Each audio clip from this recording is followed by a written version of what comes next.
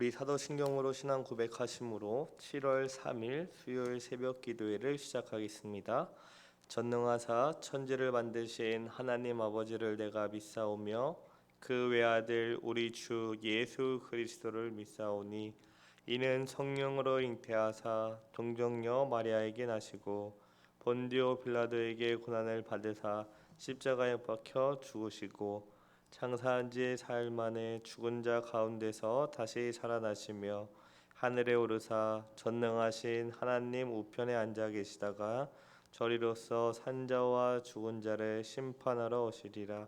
성령을 믿사오며 거룩한 공예와 성도가 서로 교통하는 것과 죄를 사하여 주시는 것과 몸이 다시 사는 것과 영원히 사는 것을 믿사옵나이다.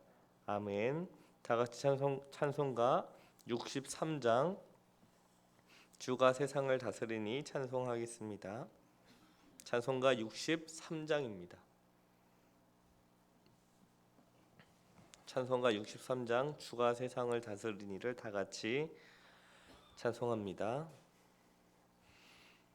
주가 세상을 다스리니 그 위엄이 넘쳐나고 그의 나라와 주의 영광 온 하늘에 가득하다. 저 흉악한 마귀의 무리 다 멸망케 하시는 주, 이 찬양을 주께 드리니 큰 영광을 받으소서. 주가 권능의 손으로서 이 세상을 창조하니 그의 놀라운 창조 솜씨 만 백성이 경탄하네. 저 하늘의 별들도 모두 주 영광을 나타내어 늘 돌보아 주시는 주께 큰 영광을 돌립니다. 주가 세상의 피조물을 인간에게 다 맡기고 순종하라는 말씀으로 그 권위를 주셨도다. 온 땅 위에 주님의 위엄 늘 넘치며 가득하니 그 나라와 주님의 영광 온 천하에 찬란하다. 기도하겠습니다. 참 좋으신 하나님 아버지, 오늘 하루를 허락하시고 주님 앞에 나와 말씀과 찬양과 기도로 또한 이 하루를 준비하게 하시니 감사합니다. 우리의 생명과 우리의 모든 것이 주님의 손에 있고 항상 주님께서 선하신 그분의 뜻으로 우리를 인도해 가시니 감사합니다. 비록 우리가 보기에, 우리가 생각하기에, 우리가 느끼기에 이 세상이 어떻게 돌아가는지 모르고 또 내가 원하는 대로 흘러가지 않을지라도 선하신 하나님께서 이전부터 지금까지 그리고 앞으로 영원토록 선하시게 인도의 감을 우리가 믿음으로 보게 하옵소서. 그리하여 어떤 상황 속에서도 우리가 하나님을 찬양하고 하나님의 약속의 말씀을 붙들며 하나님의 백성답게 살아가게 하시고 나만을 위해 살아가는 것이 아니라 나와 함께하는 이들, 특별히 우리의 도움이 필요한 모든 이들을 헤아리게 하시며 그들을 아낌없이 사랑하고 섬기어 하나님께서 우리를 통하여 그들에게 사랑을 널리 보여주는 그런 도구로서 우리 역할을 잘 감당하게 하옵소서. 하나님 아버지, 이제 주의 말씀을 듣습니다. 성령 하나님께서 조명하여 주셔서 주의 뜻을 알게 하시며 온전히 주님의 뜻에 순종하여 하나님을 기쁘시게 하는 우리 모두가 되게 하옵소서. 감사드리며 이 모든 말씀 예수 그리스도의 이름으로 기도드립나이다. 아멘. 하나님 말씀을 다 같이 보겠습니다. 창세기 19장 12절부터 22절을 다 같이 보도록 하겠습니다. 창세기 19장 12절부터 22절입니다. 창세기 19장 12절부터 22절까지 제가 봉독하겠습니다. 그 사람들이 롯에게 이르되 이외에 내가 속한 자가 또 있느냐? 내 사이나 자녀나 성중에 내게 속한 자들을 다 성 밖으로 이끌어내라. 그들에 대한 부르짖음이 여호와 앞에 크므로 여호와께서 이곳을 멸하시려고 우리를 보내셨나니 우리가 멸하리라. 롯이 나가서 그 딸들과 결혼할 사이들에게 말하여 이르기를 여호와께서 이 성을 멸하실 터이니 너희는 일어나 이곳에서 떠나라 하되 그의 사이들은 농담으로 여겼더라. 동틀 때에 천사가 롯을 재촉하여 이르되 일어나 여기 있는 내 아내와 두 딸을 이끌어내라. 이 성의 죄악 중에 함께 멸망할까 하노라. 그러나 롯이 지체하매 그 사람들이 롯의 손과 그 아내의 손과 두 딸의 손을 잡아 인도하여 성 밖에 두니 여호와께서 그에게 자비를 더하심이었더라. 그 사람들이 그들을 밖으로 이끌어낸 후에 이르되 도망하여 생명을 보존하라. 돌아보거나 들에 머물지 말고 산으로 도망하여 멸망함을 면하라. 롯이 그들에게 이르되 내 주여 그리 마옵소서. 주의 종이 주께 은혜를 입었고 주께서 큰 인자를 내게 베푸사 내 생명을 구원하시오나 내가 도망하여 산에까지 갈 수 없나이다. 두렵건대 재앙을 만나 죽을까 하나이다. 보소서, 저 성읍은 도망하기에 가깝고 작기도 하오니 나를 그곳으로 도망하게 하소서. 이는 작은 성읍이 아니니까 내 생명이 보존되리이다. 그가 그에게 이르되 내가 이 일에 내 소원을 들었은즉 내가 말하는 그 성읍을 멸하지 아니하리니 그리로 속히 도망하라. 내가 거기 이르기까지는 내가 아무 일도 행할 수 없노라 하였더라. 그러므로 그 성읍 이름을 소알이라 불렀더라. 아멘. 창세기 18장에서 하나님은 아브라함에게 나타나 두 가지 중요한 메시지를 주셨습니다. 첫 번째는 내년 이맘때에 내게 아들이 있을 것이라는 메시지였고, 두 번째는 소돔과 고모라에 대한 심판의 메시지였습니다.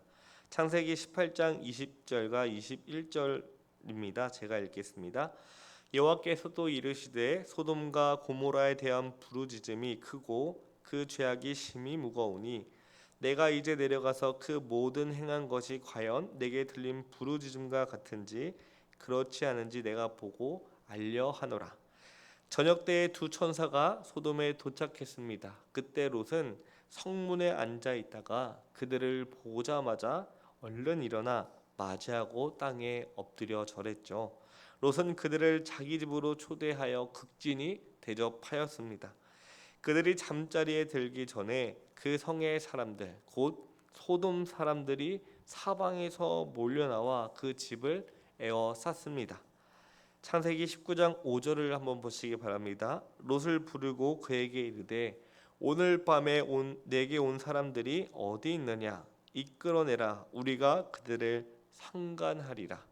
많은 사람들이 소돔과 고모라가 왜 멸망을 당했을까라는 질문을 합니다. 여기에 대표적인 답은 동성애이죠. 이들은 우리가 그들을 상간하리라 라고 말을 하였습니다. 소돔 사람들은 자신들의 욕정을 채우기 위해 롯의 집으로 모였습니다. 그렇기 때문에 소돔과 고모라는 동성애의 대표적인 도시로 인식되었죠. 물론 이 견해가 틀린 것은 아니지만 동성애 단 하나만으로 소돔과 고모라의 멸망을 다 설명하기에는 무엇인가 부족합니다. 실제로 성경은 소돔과 고모라에 대해 그 죄악에 대해 구체적으로 말하지 않는데요. 소돔과 고모라를 언급하는 성경의 구절들은 그 도시의 죄악이 참으로 컸지만 그것이 무엇인지 정확하게 말하진 않습니다. 소돔의 죄를 그나마 구체적으로 묘사하는 것이 에스겔서 19장 41절인데요. 제가 읽겠습니다. 내 아우 소돔의 죄악은 이러하니 그와 그의 딸들에게 교만함과 음식물의 풍족함과 태평함이 있음이며 또 그가 가난하고 궁핍한 자를 도와주지 아니하며.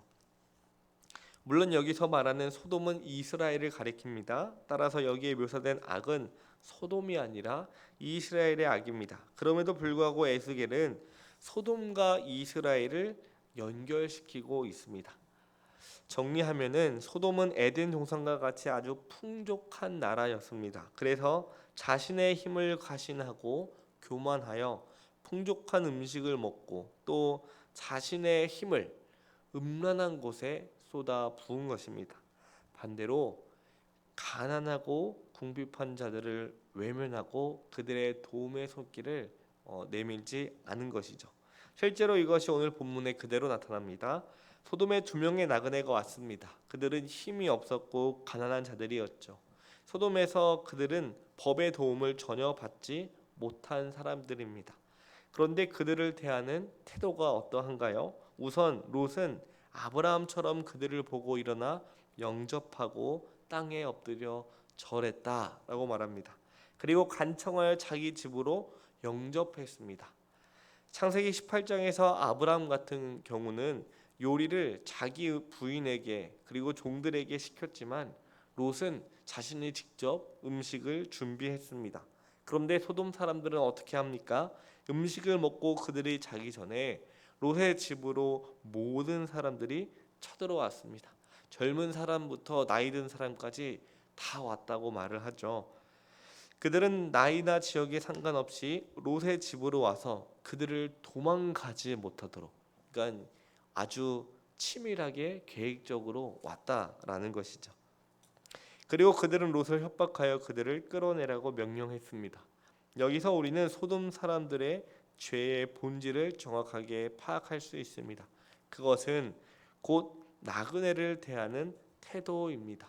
가난하고 궁핍한 자들, 도움이 필요한 자들을 대하는 태도들이죠. 그들은 도움이 필요한 자들인데 오히려 그들을 통해서 자신의 성욕을 채우려고 했습니다. 이러한 소돔의 죄로 인하여 가난한 자들과 궁핍한 자들은 큰 고통을 겪어야 했습니다. 창세기 19장 13절을 한번 보시기 바랍니다. 그들에 대한 부르짖음이 여호와 앞에 크므로 여호와께서 이곳을 멸하시려고 우리를 보내셨나니 우리가 멸하리라. 여기서 그들에 대한 부르짖음이 구체적으로 무엇인지 잘 모르지만 에스겔의 말씀에 비추어 본다면 가난하고 궁핍한 자들의 소돔 사람들에 대한 부르짖음으로 보아야 할 것입니다. 그 부르짖음이 얼마나 컸으면 하나님께 들렸고 하나님은 그들의 부르짖음을 듣고 그 소돔과 고모라를 심판하기로 결정하셨죠. 그렇다면 롯은 소돔 사람들의 요구에 대해 어떻게 반응했을까요? 창세기 19장 18절입니다. 내게 남자를 가까이 하지 아니한 두 딸이 있노라. 청하건대 내가 그들을 너희에게로 이끌어내리니 너희 눈에 좋을 대로 하고 그들에게 행하고 이 사람들은 내 집에 들어왔은즉 이 사람들에게는 아무 일도 저지르지 말라. 롯은 그들이 자기 집에 들어왔다는 것을 강조합니다. 여기서 집이라는 말은 내 지붕의 그늘입니다. 그늘은 보호를 상징적으로 표현하는 단어인데요. 롯은 자기에게로 피한 자들을 사력을 다해 보호하려고 하고 있습니다. 심지어 자신의 딸들을 희생시키면서까지 소돔 사람들의 악을 고발하고 있죠. 그러자 소돔 사람들은 이제는 롯까지 해하려고 하고 있습니다. 그들의 본질적인 문제는 사실 이 동성애를 하려는 것뿐만 아니라 그것을 죄라고 지적하는 것을 해하려고 하는 것이죠. 이것은 오늘날 세대를 보면 알 수 있죠. 죄를 죄라고 하는 사람들을 해하려고 하는 시대가 그 소돔과 고모라였다는 것이죠. 롯이 위험에 처하게 되자 그때부터 하나님의 구원이 시작되었습니다. 우선 손을 내밀어 롯을 집 안으로 끌어들이고 문을 닫았습니다. 그리고 그곳에 있는 모든 사람들의 무엇을 어둡게 합니까? 눈을 어둡게 합니다.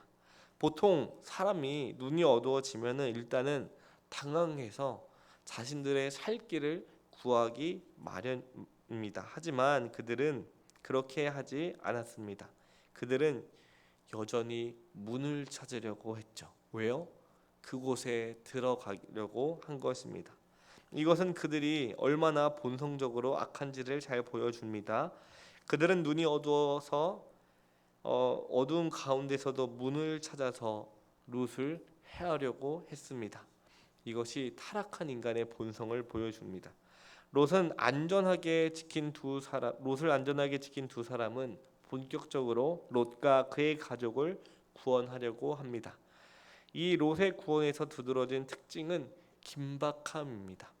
하나님의 진노가 임하였기 때문에 롯의 구원도 지금 긴박하게 이루어지는 것을 볼 수 있습니다.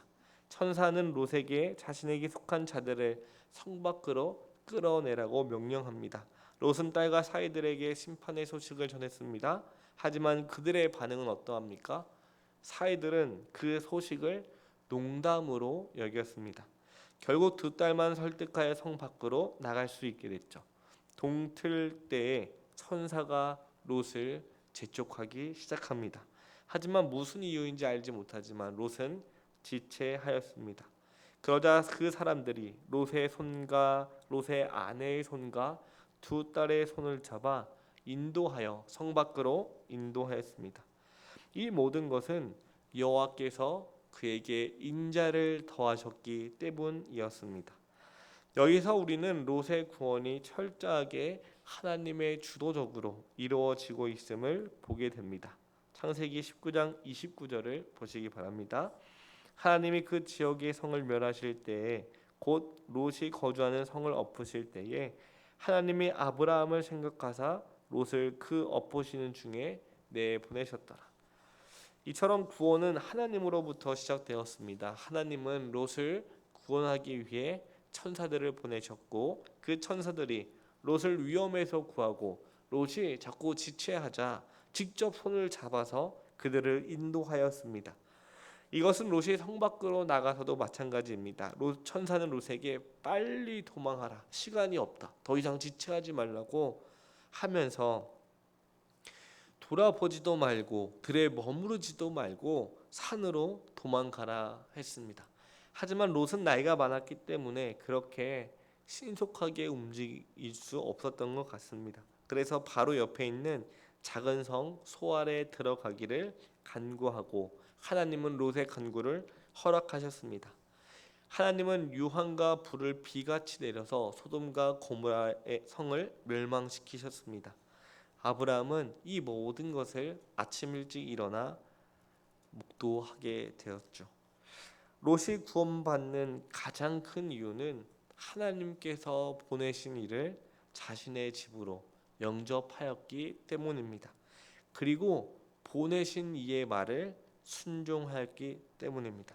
반대로 소돔 사람들은 하나님께서 보내신 자를 해하려고 했습니다. 롯의 사이들은 어떻게 했습니까?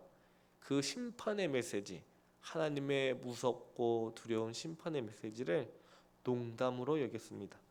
롯의 아내는 말씀의 일부분을 무시하고 뒤를 돌아보게 되었죠. 여기서 우리는 하나님의 말씀을 영접하여 온전히 순종하는 것이 구원에 있어서 얼마나 중요한지 알게 됩니다. 하나님은 자신의 아들이신 예수님을 세상에 보내셨습니다. 구원은 보내신 자를 어떻게 대하는지에 따라 결정되죠. 요한복음 1장 12절은 이렇게 말합니다. 영접하는 자 곧 그의 이름을 믿는 자들에게는 무엇이 됩니까? 하나님의 자녀가 되는 권세를 주신다고 말합니다. 하늘에 오르신 예수 그리스도는 오늘날 말씀의 사역자들을 자기 백성들에게 보내시고 그들을 통해서 진리의 말씀을 전하게 하실 뿐만 아니라 성령 하나님을 보내셔서 그 말씀을 우리의 것이 되도록 그 말씀을 우리가 믿고 의지할 수 있도록 역사하십니다. 이것은 우리의 구원도 우리에게 선포되는 말씀에 어떻게 반응하는가에 따라 결정하게 되죠. 소돔과 고모라 사건은 사실 종말론적인 사건입니다. 이 사건은 종말에 예수님이 다시 오실 그날에 있을 일을 미리 보여주어 경건치 못한 자들을 엄중하게 경고합니다. 주님의 심판은 이와 같이 신속하게 긴박하게 이루어질 것입니다. 구원도 마찬가지입니다. 이런 상황 속에서 가장 중요한 것은 하나님의 말씀에 대한 온전한 신뢰입니다. 그러한 자만이 악하고 패역한 세대 속에서 구원을 얻게 된다고 오늘 말씀은 우리에게 교훈합니다.